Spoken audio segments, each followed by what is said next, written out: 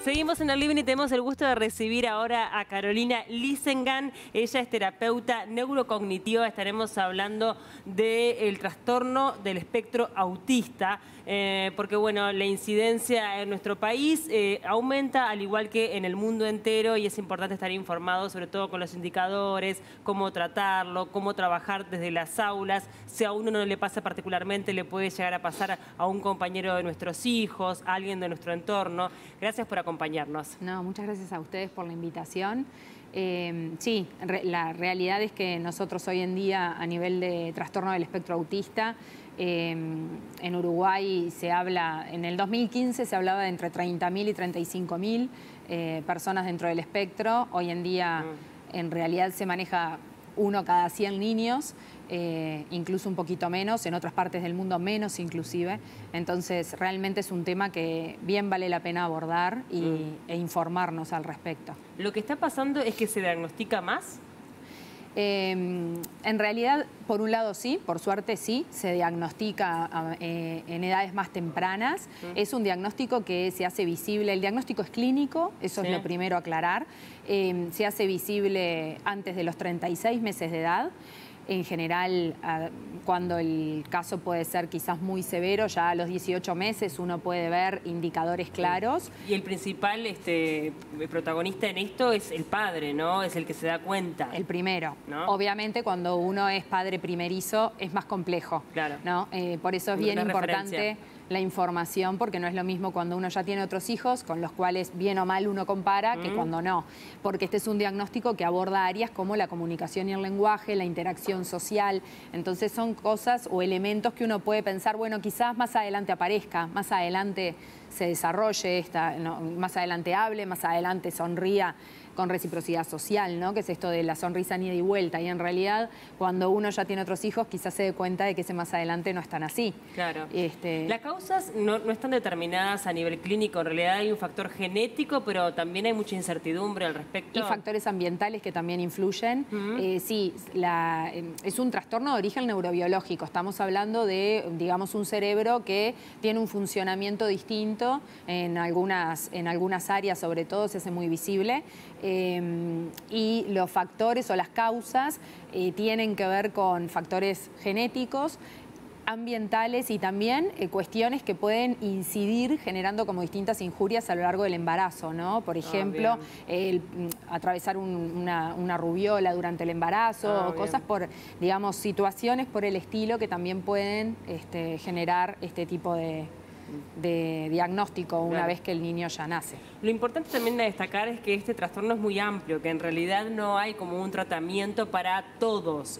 Hay tratamientos que se adaptan a las necesidades de cada niño, porque lo cierto es que hay mucha diversidad, ¿verdad? Exacto. Justamente eso refiere espectro, ¿no? Hay muchos subtipos de autismo y los diagnósticos van en la misma línea, son como un traje a medida. Se hace una evaluación del niño y a partir de ahí uno puede ver en qué áreas se encuentra como el déficit y cuáles son sus fortalezas. Y los diagnósticos, los tratamientos se basan en, digamos, una parte trabajando de las fortalezas para poder desarrollar las áreas que están en menos. Claro, es importante ahí dar con el profesional adecuado, ¿no? Porque me imagino que más allá del diagnóstico, que capaz que es hasta multidisciplinario, tal vez el pediatra necesita apoyarse en otro especialista.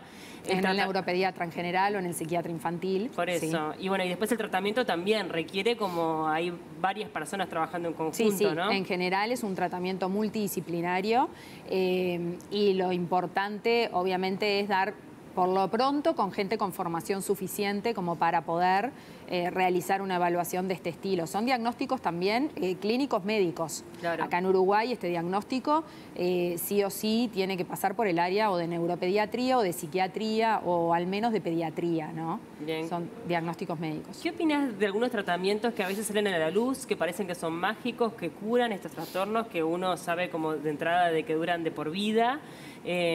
¿Confías en eso? ¿Te parece que hay que tener como mucha precaución, que genera falsas expectativas en padres? Exacto. Hoy en día no hay ningún tratamiento que sea curativo. Los tratamientos son asistenciales y el objetivo siempre es lograr que la persona, sea niño, adolescente o adulto, pueda llegar a ser como su mejor versión, digamos, ¿no? Y vivir con la mejor calidad de vida posible, que no solo depende del tratamiento, eso también depende de la sociedad. Ahora, estos tratamientos que aparecen como milagrosos y curativos, bueno, en principio con cautela, ¿no? Y evaluando realmente cuáles son los beneficios del tratamiento. Ojalá y qué que aparezca uno y que sea efectivo, obviamente. Ojalá que aparezca uno que sea efectivo. Lo mismo con respecto a las causas y a los factores que lo generan, ¿no? No es lo mismo tampoco poder uno prever esto desde un embarazo ya a, bueno, que sea una realidad que surge en los primeros años de vida. Totalmente. Y es interesante también esto que decimos de que es un trastorno que acompaña durante toda la vida a la persona, porque se hace mucho hincapié en el niño y en cómo este niño es tratado y cómo se vincula con sus pares, pero lo cierto es que también ese niño se convierte en adolescente, en adulto y sigue teniendo estas trabas sociales, ¿no? Totalmente, y además la expectativa de vida no está para nada afectada por este tipo de diagnósticos. Entonces, son adultos y adultos mayores. Un poco quizás lo que pasa es que, bueno, quizás se presta mucha atención al niño y estamos hoy en día dando como muchas alternativas a nivel de tratamiento para niños y para adolescentes y estamos haciendo camino en la vida adulta, ¿no? Por suerte en Uruguay en eso se viene haciendo camino. Hoy en día cada vez más son las empresas que incluyen y que dan la posibilidad de tener una oportunidad laboral a personas que tengan trastorno del espectro autista como cualquier otra persona, ¿no? Que no tiene que ver 100% con la capacidad cognitiva de esa persona. A veces puede afectar y a veces no. Exactamente. En eso que hablamos también, ¿no? Sí, no tiene, digamos, la capacidad cognitiva no es per se un indicador diagnóstico que tenga que estar sí o sí afectado, para nada, ¿no? Claro. Dentro del espectro hay quienes sí, hay quienes no. Vos como especialista en esta área, ¿te parece que es positivo que los niños se inserten en escuelas generales o necesitarían ir a escuelas especiales o de repente a escuelas generales con acompañamiento terapéutico? En realidad cada caso es único. Bien. Y la realidad es que hay chicos que necesitan estar en escuelas de ámbito especial, otros que se ven sumamente beneficiados por estar en escuelas comunes, con acompañantes, sin acompañantes. Cada caso es único y depende de lo que el chico o el adolescente requiera. Lo que sí creo que es importante marcar es que esto no es solo del chico, de la familia o de quienes trabajamos en el área, ¿no? Acá hay todo un ámbito social que es importante tener en cuenta y que las barreras en esta materia no solo las pone, digamos, las limitaciones no vienen dadas por el diagnóstico únicamente. A veces las barreras también son barreras sociales que tienen que ver con que uno no se informa o realmente no se involucra. Entonces, bueno, ante el temor no doy la oportunidad laboral o no doy la oportunidad educativa.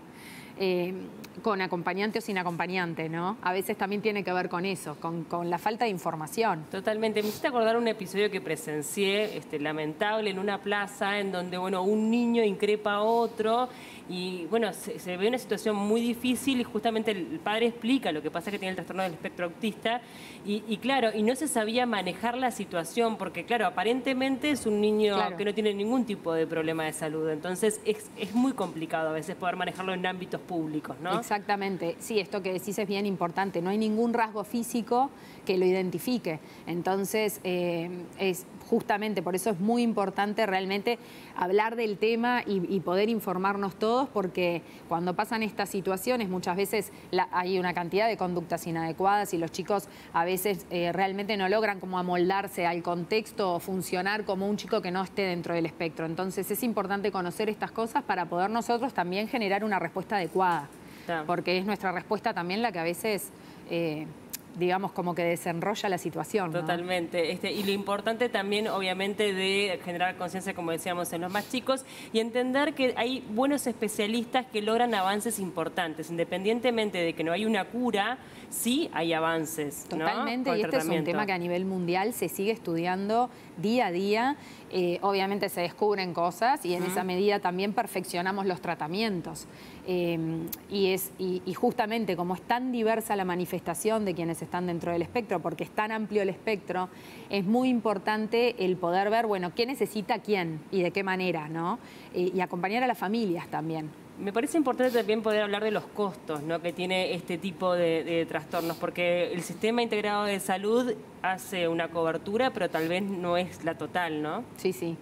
Los costos son altísimos. En realidad, dentro del sistema hay, digamos, como tratamientos incluidos en algunas áreas, o hay servicios que se prestan, como por ejemplo porcentajes para las familias que están dentro de los rangos de ayuda para poder contratar un asistente personal. Pero bueno, siempre igualmente hay costos, y de hecho para las personas que van con acompañante a la escuela, en general si es un colegio privado, es la matrícula, es la cuota más el acompañante. Claro. ¿No? O sea, es como una sobrecuota, digamos. Y a eso también se tienen que sumar los tratamientos, que en costos y en agenda, ¿no? Estamos hablando también de chicos o de adolescentes o de adultos que tienen agendas muy cargadas. Sí. Y eso también está bueno contemplarlo dentro de lo que después viene a ser la propuesta educativa.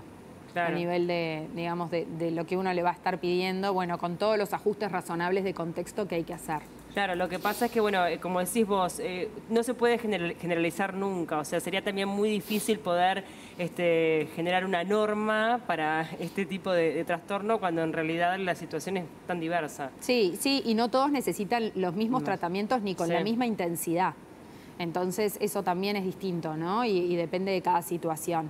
Pero sí es real que son tratamientos que en general son costosos. Totalmente. Bueno, lo importante es estar atentos por sus propios hijos, por el entorno, saber que este trastorno está presente en nuestro país, que la incidencia es bastante alta y que es fundamental pedir el consejo, ¿no?, de los especialistas. ¿Hay algún teléfono, alguna página, algo a donde se puedan acercar quien está del otro lado? En realidad hoy en día contamos, por suerte, con la unidad especializada en TEA dentro del Pereira Rosell, que está a cargo la doctora Gabriela Garrido, grado 5 nuestra.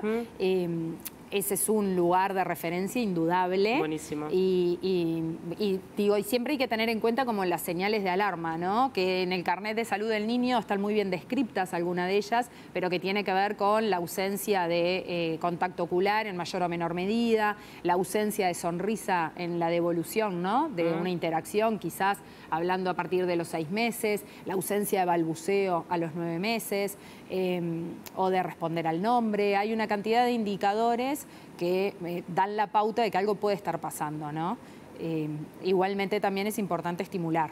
Totalmente. A veces también hay falta de estimulación y hay mucha pantalla. Exactamente. Entonces, eso también hay que ponerlo en la balanza. Está buenísimo también apoyarse en el profesional. Cuando uno tiene nenes chiquitos, claro, va al pediatra cada 3 meses, cada un mes, cada 3 meses. Por entonces, suerte, por ese cada lado vez es más la gente con interés en formarse, y de hecho hay muchos pediatras formados, así que en ese sentido venimos haciendo cada vez más camino y mejor.